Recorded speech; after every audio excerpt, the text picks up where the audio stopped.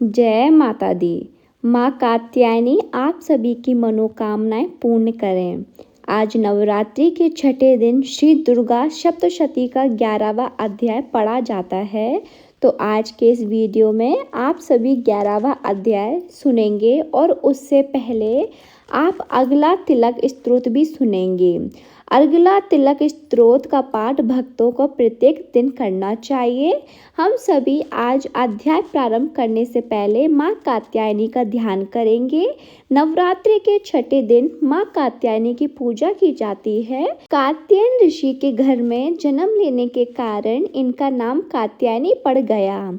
माँ कात्यायनी का स्वरूप चमकीला और तेजमय है। इनकी 4 भुजाएं हैं। दाहिनी तरफ ऊपर वाला हाथ अभय मुद्रा में रहता है तो वहीं नीचे वाला हाथ बर मुद्रा में। माँ कात्यायनी के बाईं तरफ के ऊपरी वाले हाथ में तलवार धारण करती हैं और नीचे वाले हाथ में कमल का पुष्प शोभायमान रहता है। माँ की आराधना के लिए दिन साधक का मन आज्ञा चक्र में अवस्थित रहता है। माँ की आराधना करने मात्र से समस्त पाप ताप नष्ट हो जाते हैं। हम सभी मिलकर आज माँ कात्यायनी को प्रणाम करते हैं। प्रिय श्रोताओं, यदि आज आप ये पाठ संपूर्ण लाभ प्राप्त करना चाहते हैं, आपकी कोई भी मनोकामना शीघ्र पूर्ण हो तो आज गोधूली मुहूर्त में माँ कात्यायनी की पूजा करके इस अध्याय को एक बार जरूर सुनिएगा। श्री मार्कंडेय जी कहते हैं, जयंती मंगला काली भद्र काली कपालिनी दुर्गा क्षमा शिवा धात्री स्वाहा और स्वतः इन नामों से प्रसिद्ध जगदम्बिके आपको मेरा नमस्कार। देवी चामुंडे आपकी जय हो। संपूर्ण प्राणियों की पीड़ा को हरने वाली देवी आपकी जय हो। सब में व्याप्त रहने वाली देवी आपकी जय हो। काल रात्रि आपका नमस्कार। मधु और कैटभ को मारने वाली तथा ब्रह्मा जी को वरदान देने वाली देवी आपको नमस्कार। आप मुझे रूप दो, जय दो, यश दो, काम दो, क्रोध आदि शत्रुओं का नाश करो। महिषासुर का नाश करने वाली तथा भक्तों को सुख देने वाली देवी आपको नमस्कार। आप रूप दो, जय दो, यश दो और काम क्रोध आदि शत्रुओं का नाश करो। रक्त बीज का वध और चंड मुंड का विनाश करने वाली देवी आपकी जय हो। रूप दो, जय दो, यश दो और काम क्रोध आदि शत्रुओं का नाश करो। शुभ और निशुभ तथा धूर्म लोचन का मर्दन करने वाली देवी आपकी जय हो। रूप दो, जय दो, यश दो और काम क्रोध आदि शत्रुओं का नाश करो। सबके द्वारा बंदित युगल चरणों वाली तथा संपूर्ण सौभाग्य प्रदान करने वाली देवी आप रूप दो, जय दो, यश दो और काम क्रोध आदि शत्रुओं का नाश करो। देवी आपके रूप और चरित्र अचित्र हैं। आप समस्त शत्रुओं का नाश करने वाली हो। रूप दो, जय दो, यश दो, काम क्रोध आदि शत्रुओं का नाश करो। पापों को दूर करने वाली चंडिके जो भक्ति पूर्वक आपके चरणों में सर्वदा मस्तक झुकाते हैं, उन्हें रूप दो, जय दो, यश दो और उनके काम क्रोध आदि शत्रुओं का नाश करो। रोगों का नाश करने वाली चंडिके जो भक्ति पूर्वक आपकी स्तुति करते हैं, उन्हें रूप दो, जय दो, यश दो और उनके काम क्रोध आदि शत्रुओं का नाश करो। चंडिके इस संसार में जो व्यक्ति भक्ति पूर्वक आपकी पूजा करते हैं, उन्हें रूप दो, जय दो, यश दो और उनके काम क्रोध आदि शत्रुओं का नाश करो। मुझे सौभाग्य और आरोग्य दो, परम सुख दो, रूप दो, जय दो, यश दो और मेरे काम क्रोध आदि शत्रुओं का नाश करो। जो मुझसे द्वेष रखते हैं, उनका नाश और मेरे बल की वृद्धि करो। रूप दो, जय दो, यश दो और मेरे काम क्रोध आदि शत्रुओं का नाश करो। देवी मेरा कल्याण करो। मुझे उत्तम संपत्ति प्रदान करो। मुझे रूप दो, जय दो, यश दो और मेरे काम क्रोध आदि शत्रुओं का नाश करो। अंबिके, देवता और असुर दोनों ही आपके माथे के मुकुट की मणियों को आपके चरणों पर घिसते रहते हैं। आप मुझे रूप दो, जय दो, यश दो और काम क्रोध आदि शत्रुओं का नाश करो। आप अपने भक्तजनों को विद्वान, यशस्वी और लक्ष्मीवान बनाओ तथा रूप दो, जय दो, यश दो और उनके काम क्रोध आदि शत्रुओं का नाश करो।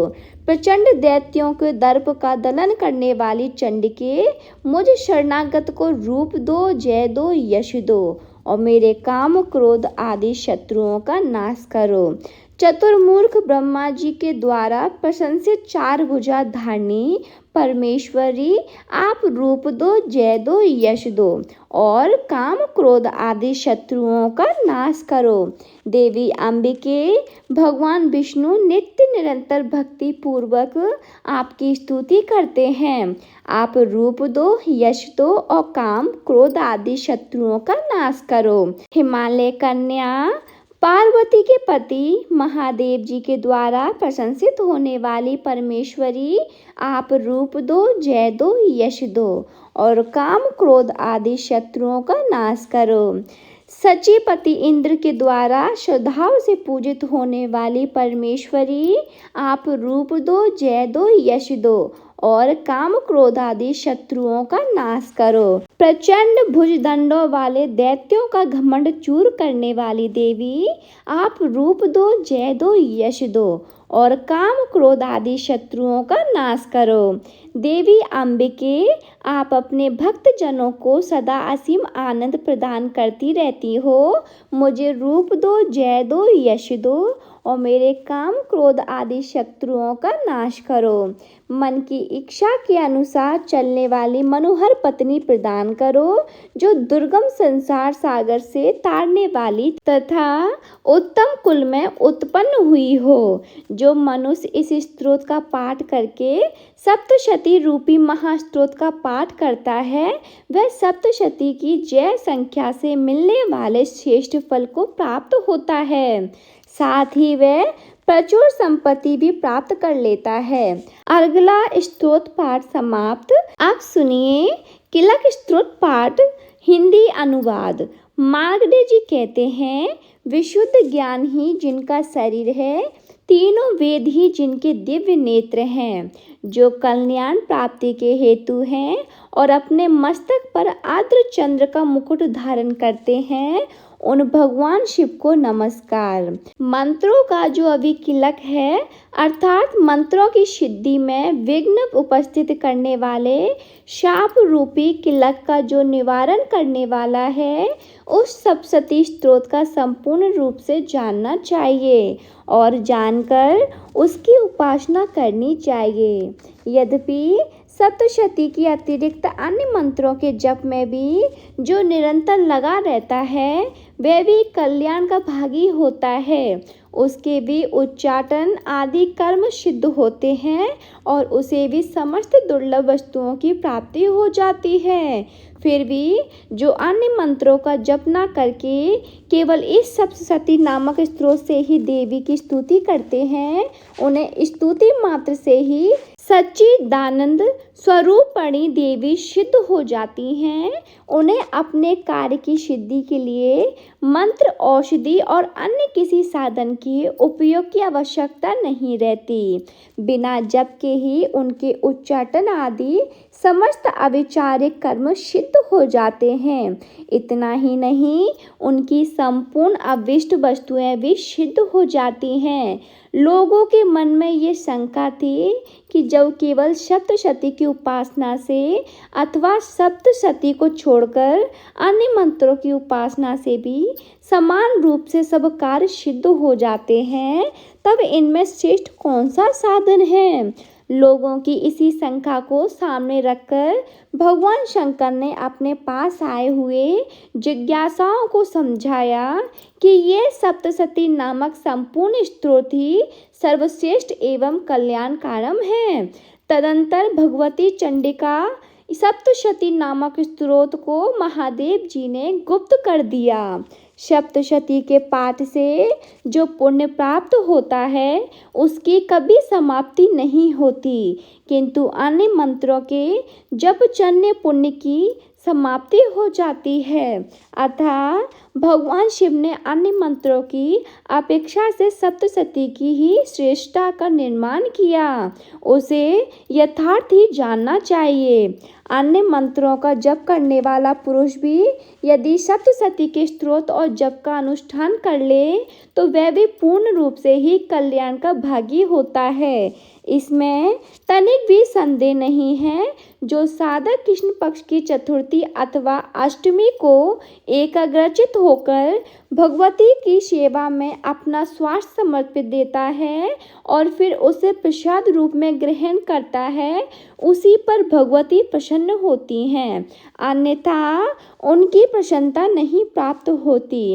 इस प्रकार सिद्धि के प्रतिबंधक रूप कील के द्वारा महादेव जी ने इस स्त्रोत को किलित कर रखा है। जो पूर्वोक्त रीति शैनिस्किलन के करके इस सप्तऋषि स्तोत्र का प्रतिदिन स्पष्ट उच्चारण पूर्वक पाठ करता है वह मनुष्य सिद्ध हो जाता है, वही देवी का पार्षद होता है और वही गंधर्व भी होता है।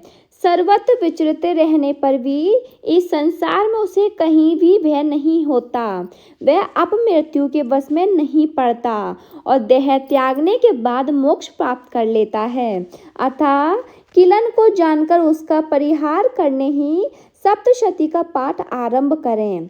जो ऐसा नहीं करता उसका नाश हो जाता है। इसीलिए किलक और निशिकिलन का ज्ञान प्राप्त करने पर ही ये स्तोत्र निर्दोष होता है और विद्वान पुरुष इस निर्दोष स्तोत्र का ही पाठ आरंभ करते हैं। स्त्रियों में जो कुछ भी सौभाग्य आदि दृष्टिगोचर होता है वह सब देवी के प्रसाद का ही फल है। अतः इस कल्याण में स्तोत्र का सदा जप करना चाहिए। इस स्तोत्र का मंद स्वर से पाठ करने पर स्वप्न फल की प्राप्ति होती है और उच्च स्वर से पाठ करने पर पूर्ण फल की शुद्धि होती है। इसीलिए उच्च स्वर से ही इसका पाठ आरंभ करना चाहिए। जिनके प्रसाद से ऐश्वर्य, सौभाग्य, आरोग्य, संपत्ति, शत्रुनाश तथा परम मोक्ष की सिद्धि होती है उन देवी की स्तुति मनुष्य को अवश्य करनी चाहिए। इस प्रकार किलक स्तोत्र समाप्त हुआ। अब सुनिए श्री दुर्गा सप्तशती का 11वां अध्याय, जिसमें देवताओं द्वारा देवी की स्तुति तथा देवी द्वारा देवताओं को वरदान देने का वर्णन है। मार्कंडेय ऋषि कहते हैं, देवी के द्वारा वहां महादैत्यपति शुभ के मारे जाने पर इंद्र आदि देवता अग्नि को आगे करके उन कात्यायनी देवी की स्तुति करने लगे। उस समय अविष्ट की प्राप्ति होने से उनके मुख कमल दमक उठे और उनके प्रकाश से दिशाएं भी जगमगा उठी थीं। देवता बोले, शरणागत की पीड़ा दूर करने वाली देवी हम पर प्रसन्न हो। संपूर्ण जगत की माता प्रसन्न हो। विश्वेश्वरी विश्व की रक्षा करो। देवी आप ही चराचर जगत की अधीश्वरी और आप जगत का एकमात्र आधार हो, क्योंकि पृथ्वी रूप में आपकी ही स्थिति है। देवी आपका पराक्रम अलंघनीय है। आप ही जल रूप में स्थिर होकर संपूर्ण जगत को तर्त्व करती हैं। आप अनंत बल संपन्न वैष्णवी शक्ति हैं। इस विश्व की कारण भूता परामाया हो। देवी आपने इस समस्त जगत को मोहित कर रखा है।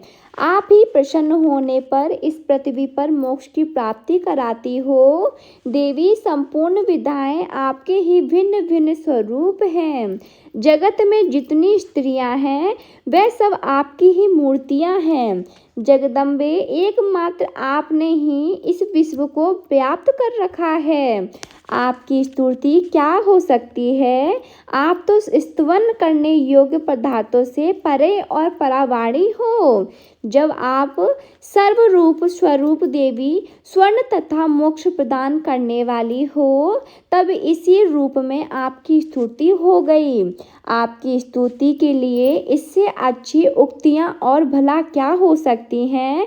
बुद्धि रूप से सब लोगों के हृदय में विराजमान रहने वाली तथा स्वर्ग एवं मोक्ष प्रदान करने वाली नारायणी देवी, आपको नमस्कार।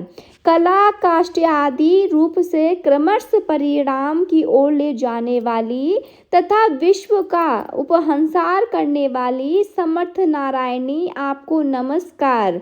नारायणी, आप सब प्रकार का मंगल प्रदान करने वाली मंगलमय हो, कल्याणदायिनी शिवा हो, सब पुरुषार्थ को सिद्ध करने वाली शरणागत वत्सला, तीन नेत्र वाली एवं गौरी हो, आपको मेरा नमस्कार। आप सृष्टि पालन और संहार की शक्ति भूता सनातनी देवी, गुणों का आधार तथा सर्वगुणमयी हो।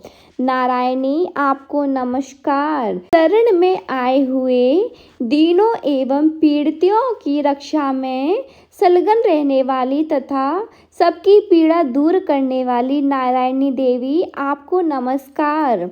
नारायणी, आप ब्रह्मांडी के रूप धारण करके हंसों से जुते हुए विमान पर बैठती हो तथा कुछ मिश्रित जल छिड़कती रहती हो, आपको नमस्कार। महेश्वरी रूप से त्रिशूल, चंद्रमा एवं सर्प को धारण करने वाली तथा महान वृषभ की पीठ पर बैठने वाली नारायणी देवी, आपको नमस्कार। मोरों और मुर्गों से घिरो रहने वाली तथा महाशक्ति धारण करने वाली कौमारी रूप धारणी निष्पापे नारायणी, आपको नमस्कार। शंख चक्र गदा और सारंग धनुष रूप उत्तम आयुधों को धारण करने वाली वैष्णवी शक्ति रूपा नारायणी, आप प्रसन्न हो, आपको नमस्कार। हाथ में भयानक महाचक्र लिए और दाढ़ों पर धरती को उठाए बाराही रूप धारणी कल्याणमयी मई नारायणी, आपको नमस्कार। भयंकर नित्य रूप से दैत्यों के वध के लिए उद्योग करने वाली तथा त्रिभुवन की रक्षा में संलग्न रहने वाली नारायणी, आपको नमस्कार। मस्तक पर किरीट और हाथ में महावस्त्र धारण करने वाली, सहस्त्र नेत्रों के कारण उद्दीप्त दिखाई देने वाली और वृत्रासुर के प्राणों का अपहरण करने वाली इंद्र शक्ति रूपा नारायणी देवी, आपको नमस्कार। शिवदूती रूप से दैत्यों की महती सेना का संहार करने वाली, भयंकर रूप धारण तथा विकट गर्जना करने वाली नारायणी, आपको नमस्कार। दहाड़ों के कारण विकराल मुख वाली मुंडमाला से विभूषित मुंडमादनी चामुंडा रूपा नारायणी, आपको नमस्कार। लक्ष्मी लज्जा महाविदा श्रद्धा पुष्टि स्वदा दूर्वा महारात्रि तथा महाविदा रूपा नारायणी, आपको नमस्कार।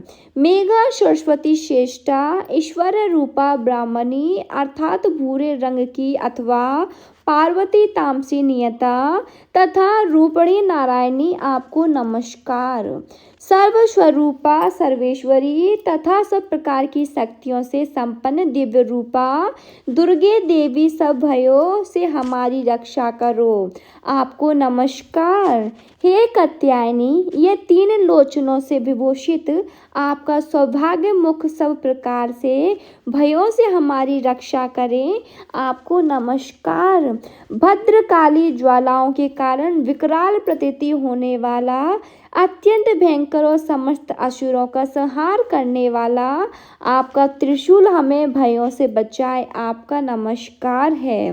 देवी, जो अपनी ध्वनि से संपूर्ण जगत को व्याप्त करके दैत्यों के तेज नष्ट किए देता है, वह आपका घंटा हम लोगों के पापों से उसी प्रकार रक्षा करे जैसे माता अपने पुत्रों के बुरे कर्मों की रक्षा करती है। चंडिके, आपके हाथों में सुशोभित खड्ग जो असुरों से रक्त और चर्बी से सचित है, हमारा मंगल करे, हम आपको नमस्कार करते हैं। देवी, आप प्रसन्न होने पर सब रोगों को नष्ट कर देती हो और कुपित होने पर मनोवांछित सब कामनाओं को नाश कर देती हो। जो लोग आपकी शरण में जा चुके हैं उन पर विपत्ति तो आती नहीं, आपकी शरण में गए हुए मनुष्य दूसरों को शरण देने वाले हो जाते हैं। देवी अम्बिके, आपने अपने स्वरूप को अनेक भागों में विभक्त करके नाना प्रकार के रूपों में जो इस समय इन धर्मद्रोही महादैत्यों का संहार किया, वह सब दूसरी कौन कर सकती थी। विधाओं में ज्ञान को प्रकाशित करने वाले शास्त्रों में तथा आदि वाक्यों में आपकी सेवा और किसका वर्णन है, तथा आपको छोड़कर दूसरी कौन सी ऐसी शक्ति है जो इस विश्व को अज्ञान में घोर अंधकार से परिपूर्ण ममता रूपी गड़े में निरंतर भटका रही हो। जहाँ राक्षस, जहाँ भयंकर विष वाले सर्प, जहाँ शत्रु, जहाँ लुटेरों की सेना, जहाँ दावानल हो वहाँ तथा समुद्र के बीच में भी साथ रहकर आप विश्व की रक्षा करती हो। विश्वेश्वरी, आप विश्व का पालन करती हो, विश्व रूपा हो, इसीलिए संपूर्ण विश्व को धारण करती हो। आप भगवान विश्वनाथ की वो बंदनियाँ हो जो लोग भक्ति पूर्वक आपके सामने मस्तक झुकाते हैं, वह संपूर्ण विश्व को आश्रय देने वाले होते हैं। देवी प्रसन्न हो। जैसे इस समय असुरों का वध करके आपने शीघ्र ही हमारी रक्षा की है, उसी प्रकार सदा हमें शत्रुओं के भय से बचाओ, संपूर्ण जगत का पाप नष्ट कर दो और उत्पाद एवं पापों के फलस्वरूप प्राप्त होने वाले महामाही आदि बड़े बड़े उपद्रवों को भी शीघ्र दूर करो। विश्व की पीड़ा हरने वाली देवी, हम आपके चरणों में पड़े हुए हैं, हम पर प्रसन्न हो।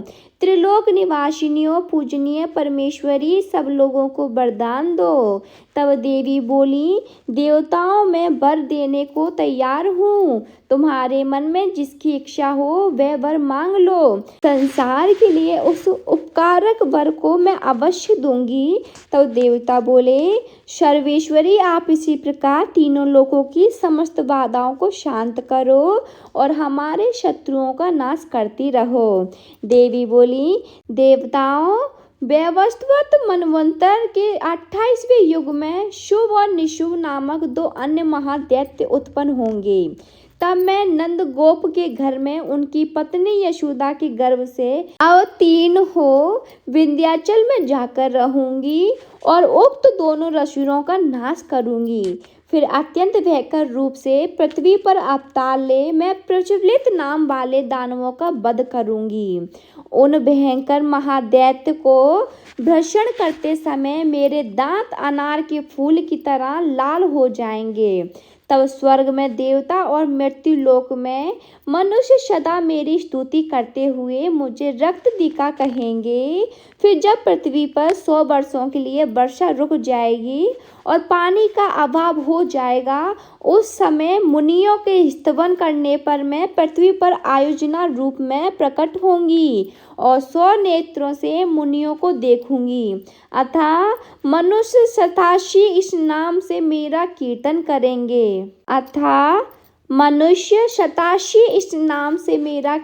करेंगे।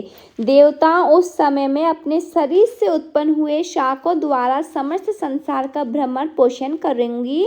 जब तक वर्षा नहीं होगी तब तक वह शाक ही सबके प्राणों की रक्षा करेंगे। ऐसा करने के कारण पृथ्वी पर शंकावरी के नाम से मेरी ख्याति होगी। उसी अवतार में दुर्गम नामक महादैत्य का वध भी करूंगी। इससे मेरा नाम दुर्गा देवी के रूप से प्रसिद्ध होगा। फिर मैं जब भीम रूप धारण करके मुनियों की रक्षा के लिए हिमालय पर रहने वाले राक्षसों का भ्रमण करूंगी, उस समय सब मुनि भक्ति से नतमस्तक होकर मेरी स्तुति करेंगे। तब मेरा नाम भीमा देवी के रूप में विख्यात होगा। जब अरुण नामक दैत्य तीनों लोकों में भारी उपद्रव मचाएगा, तब मैं तीनों लोकों का हित करने के लिए 6 पैरों वाले असंख्य ब्रह्मों का रूप धारण करके उस महादैत्य का वध करूंगी। उस समय सब लोग भ्रामरी के नाम से चारों ओर मेरी स्तुति करेंगे। इस प्रकार जब संसार में दानवी बाधा उपस्थित होगी, तब तक अवतार लेकर मैं शत्रुओं का संहार करूंगी। जय माता दी। इस प्रकार श्री मार्कंडेय पुराण में सार्वणिक मनवंतर की कथा के अंतर्गत देवी महात्म्य में देवी स्तुति नामक 11 अध्याय पूर्ण हुआ। प्रिय श्रोताओं, आप सुनिए श्री दुर्गा कवच पाठ हिंदी में।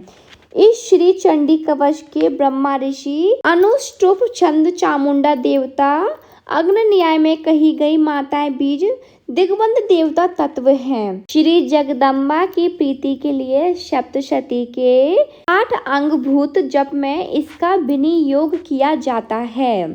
चंडिका देवी का नमस्कार है। मार्कंडेय जी ने कहा, पिता में जो इन संसार में परम गोपनीय तथा मनुष्यों की सब प्रकार की रक्षा करने वाला है, और जो अब तक के आपने दूसरे किसी के सामने प्रकट नहीं किया हो, ऐसा कोई साधन मुझे बताइए। तब ब्रह्मा जी बोले, हे ब्राह्मण, ऐसी साधना तो एक देवी का कवच ही है, जो गोपनीय से परम गोपनीय, पवित्र तथा संपूर्ण प्राणियों का उपकार करने वाला है। महामुनि उसे श्रवण करो। देवी की 9 मूर्तियां हैं, जिन्हें नवदुर्गा कहते हैं।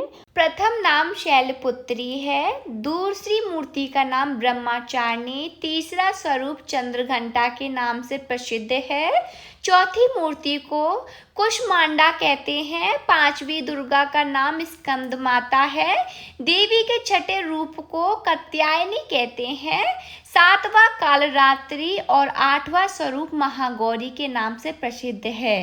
नवी दुर्गा का नाम सिद्धदात्री है। यह सब नाम सर्वज्ञ महात्मा वेद भगवान के द्वारा ही प्रतिपादित हैं।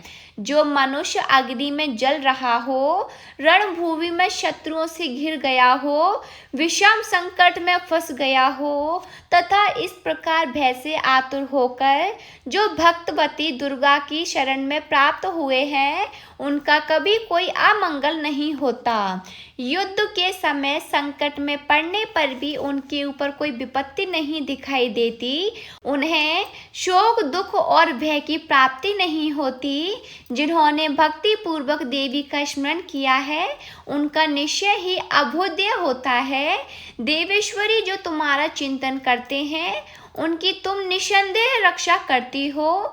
चामुंडा देवी प्रेत पर आरूढ़ होती हैं, बाराही भैंसे पर सवार होती हैं, इंद्री का वाहन ऐरावत हाथी है, वैष्णवी देवी गरुड़ पर ही आसन जमाती हैं, महेश्वरी विषव पर आरूढ़ होती हैं, कोमारी का वाहन मयूर है, भगवान विष्णु के प्रियतमा लक्ष्मी देवी कमल के आसन पर विराजमान हैं और हाथों के कमल धारण किए हुए हैं। वृषभ पर आरूढ़ ईश्वरी देवी ने श्वेत रूप धारण कर रखा है। ब्राह्मी देवी हंस पर बैठी हुई हैं और सब प्रकार के आभूषणों से विभूषित हैं। इस प्रकार यह सभी माताएं सब प्रकार की योग शक्तियों से संपन्न हैं। इनकी सिवा और भी बहुत सी देवियां हैं, जो अनेक प्रकार के आभूषणों की शोभा से युक्त और नाना प्रकार के रत्नों से सुशोभित हैं। ये संपूर्ण देवियों क्रोध में भरी हुई हैं और भक्तों की रक्षा के लिए रथ पर बैठी दिखाई देती हैं। यह शंख, चक्र, गदा, शक्ति, हल और मूसल, खेटक और तोमर, परशु तथा पाश, कुंत और त्रिशूल और उत्तम सारंग, धनुष आदि अस्त्र और शस्त्र अपने हाथों में धारण करती हैं। दैत्यों के शरीर का नाश करना, भक्तों को अभयदान देना और देवताओं का कल्याण करना, यही उनके शस्त्र धारण का उद्देश्य है। कवच आरंभ करने के बाद पहले इस प्रकार प्रार्थना करनी चाहिए। महान रुद्र रूप, अत्यंत घोर पराक्रम, महान बल और महान उत्सव वाली देवी, आप महान भय का नाश करने वाली हो। आपको नमस्कार। आपकी ओर देखना भी कठिन है। शत्रुओं का भय बढ़ाने वाली जगदम्बिके, मेरी रक्षा करो। पूर्व दिशा में इंद्रिय इंद्र शक्ति, मेरी रक्षा करो।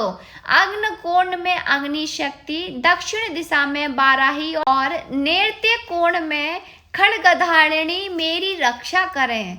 पश्चिम दिशा में वारुणी और वायव्य कोण में मृग पर सवारी करने वाली देवी मेरी रक्षा करें। उत्तर दिशा में कौमारी और ईशान कोण में शूलधारिणी देवी रक्षा करें। ब्रह्माणी आप ऊपर की ओर से मेरी रक्षा करो और वैष्णवी देवी नीचे की ओर से मेरी रक्षा करें। इसी प्रकार शव को अपना वाहन बनाने वाली चामुंडा देवी दसों दिशाओं में मेरी रक्षा करो। जया आगे से और विजया पीछे की ओर से मेरी रक्षा करो। वाम भाग में अज्विता और दक्षिण भाग में अपराजिता रक्षा करें। अधोतनी सिंह की रक्षा करें। उमा मेरे मस्तक पर विराजमान होकर रक्षा करें। ललाट में मालाधारी रक्षा करें और यशवनी देवी मेरी बाहों को संरक्षण करें। भो के माध्यम में भाग में त्रेतनेत्रा और नथनों की यम घटा की देवी मेरी रक्षा करें।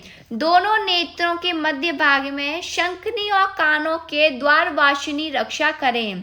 कालिका देवी कपिलों की तथा भगवती शंकरी कानों के मूल भाग की रक्षा करें। नासिक से सुगंधा और ऊपर के होठ में चंचरिका देवी रक्षा करें। नीचे के होठ में अमृत कला और जीवा में सरस्वती देवी रक्षा करें। कुमारी दांतों की ओर चंडिका कंठ प्रदेश की रक्षा करें। चित्रघंटा गले की घाटी की और महामाया तालू में रखकर रक्षा करें। कामाक्षी ठोड़ी की ओर सर्वमंगला मेरी वाणी की रक्षा करें। भद्रकाली ग्रीवा में और धनुधरी श्रेष्ठ वंश अर्थात मेरुंद दंड में रहकर रक्षा करें। कंठ के बाहरी भाग में नीलगिरीवा और कंठ के नली में नलकुबरी रक्षा करें। दोनों कंधों में खड्गनी और मेरी दोनों भुजाओं की ब्रजधारिणी रक्षा करें। दोनों हाथों में दयनी, अंगुलियों में अंबिका रक्षा करें। शल्वेश्वरी नखों की रक्षा करें। कुल्लेश्वरी कुशी अर्थात पेट में रहकर रक्षा करें।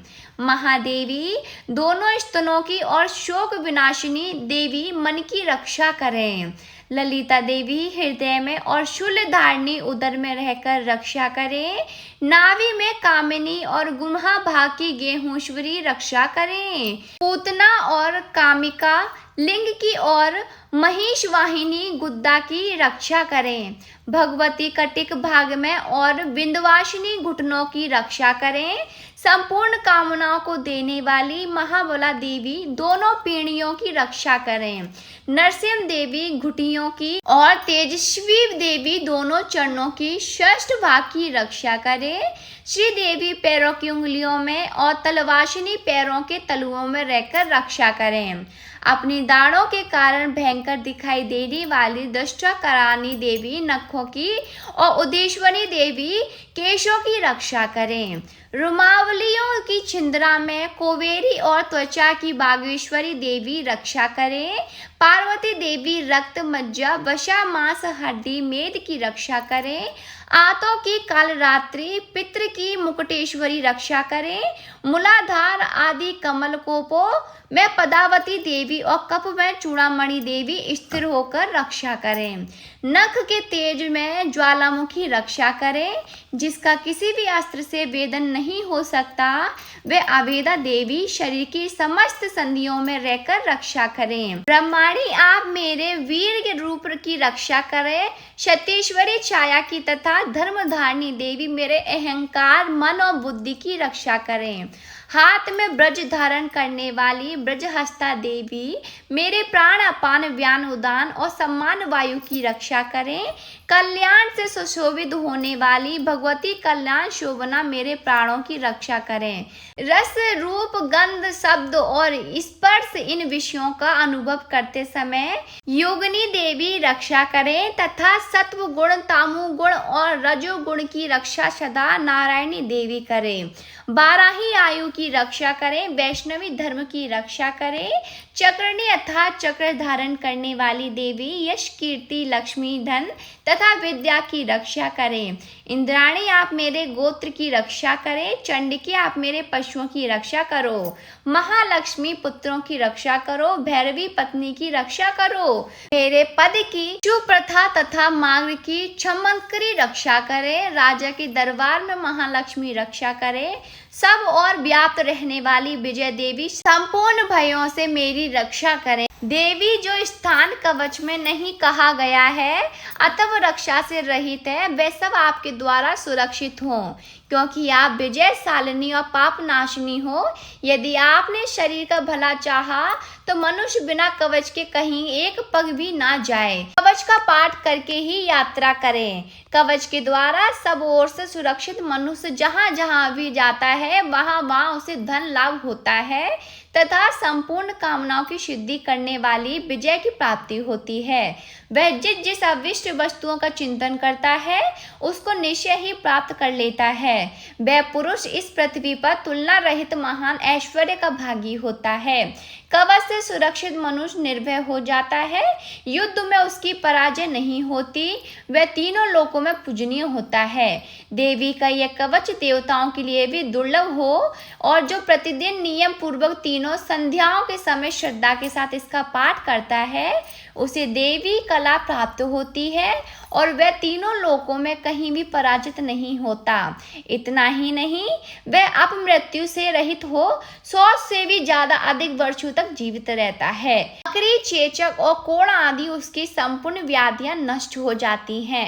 अनेर, भांग, अफीम, धतूरे आदि का स्वार्थ विष, सांप और बिच्छू आदि के काटने से चढ़ा हुआ जगम विष तथा अहिफेन और तेल के संयोग आदि से बनने वाला कृत्रिम विष के विषय दूर हो जाते हैं, उनका कोई असर नहीं होता। इस पृथ्वी पर मारण, मोहन आदि जितने अविचारी के प्रयोग होते हैं तथा इस प्रकार के जितने मंत्र यंत्र होते हैं वे सब इस कवच को हृदय में धारण कर लेने पर उस मनुष्य को देखते ही नष्ट हो जाते हैं। यही नहीं, पृथ्वी पर विचरने वाले ग्राम देवता, आकाशचारी देव, विषय विशेष जल संबंध से प्रकट होने वाले गण उपदेश मात्र से ही सिद्ध होने वाले निम्न कोटि के देवता, अपने जन्म के साथ प्रकट होने वाले देवता, कुल देवता, माला अर्थात कंठमाला आदि, डागनी, शाकनी, अंतरिक्ष में विचरने वाली अत्यंत बलवती भयानक डागनिया, ग्रह, भूत, पिशाच, यक्ष, गंधर्व, राक्षस, ब्रह्मा, राक्षस, बेताल, कुष्मांड और भैरव आदि अनिष्ट कारक देवता भी हृदय में कवच धारण किए रहने पर उस मनुष्य को देखते ही भाग जाते हैं। कवचधारी पुरुष को राजा से समान वृद्धि प्राप्त होती है। यह कवच मनुष्य के तेज की वृद्धि करने वाला और उत्तम है। कवच का पाठ करने वाला पुरुष अपनी कीर्ति से विभूषित भूतल पर अपने सूर्ययश के साथ साथ वृद्धि को प्राप्त होता है। जो पहले कवच का पाठ करके उसके बाद सप्तशती चंडिका का पाठ करता है उसकी जब तक वन, पर्वत और काननों सहित पृथ्वी टिकी रहती है तब तक यहाँ पुत्र, पोत आदि संतान परंपरा बनी रहती है। फिर देह का अंत होने पर वह पुरुष भगवती महामाया के प्रसाद से उत्तम परम पद को प्राप्त होता है जो देवताओं के लिए दुर्लभ है। यह सुंदर दिव्य रूप धारण करता है, कल्याण में शिव के साथ आनंद का भागी होता है। श्री दुर्गा कवच का पाठ समाप्त हुआ। प्रिय भक्तजनों, अब हम सभी मिलकर माता रानी से क्षमा याचना करते हैं ताकि हमारे द्वारा हुई किसी भी गलती के लिए माता रानी हमें क्षमा कर सकें। हे परमेश्वरी, मेरे द्वारा रात दिन सहस्त्रों अपराध होते रहते हैं, अतः आप मुझे अपनी सेवक समझकर कृपया पूर्वक मुझे उन अपराधों को क्षमा करो। ना तो मैं आहान करना ही जानती हूँ, ना विसर्जन करना ही जानती हूँ और ना ही पूजा ही करना जानती हूँ। हे परमेश्वरी, मुझे क्षमा करो। हे सुरेश्वरी, मैंने जो मंत्रहीन, क्रियाहीन और भक्तिहीन पूजन किया है वह सब आपकी दया से पूर्ण हो। सैकड़ों अपराध करके भी भक्त आपकी शरण में आकर केवल जगदम्ब कहकर ही मोक्ष को प्राप्त होते हैं, जिसे ब्रह्मादि देवगण भी पाने में असमर्थ होते हैं। हे जगदम्बिके, मैं अपराधी हूँ, किंतु आपकी शरण में आई हूँ, अतः इस समय मैं दया की पात्र हूँ। आप जैसा चाहो वैसा करो। अज्ञानवश या बुद्धि भ्रम होने के कारण भूल से मैंने जो कुछ भी कम या अधिक कर दिया हो, हे देवी, हे परमेश्वरी, सब अपराध क्षमा करो और प्रसन्न हो। हे जगत माता, कामेश्वरी, सच्चिदानंद स्वरूपिणी परमेश्वरी, आप प्रेम पूर्वक मेरी यह पूजा स्वीकार करो और मुझ पर प्रसन्न हो। आप गुप्त से भी गुप्त वस्तु की रक्षा करने वाली हो। आप मेरे किए हुए इस जप को ग्रहण करके मेरे सभी अपराधों को क्षमा करो। हे देवी, हे महेश्वरी, आपकी कृपा से मुझे सिद्धि प्राप्ति हो। यदि आपने ये पूरा पाठ सुना है तो माता रानी की कृपा आप पर अवश्य बरसेगी। कमेंट में लिखें जय माता दी। ऐसे ही रोजाना माता रानी के पाठ और उपाय सुनने के लिए चैनल को जरूर सब्सक्राइब करें और वीडियो को शेयर जरूर करें ताकि और लोगों तक माता रानी का आशीर्वाद पहुँचे। जय माता दी।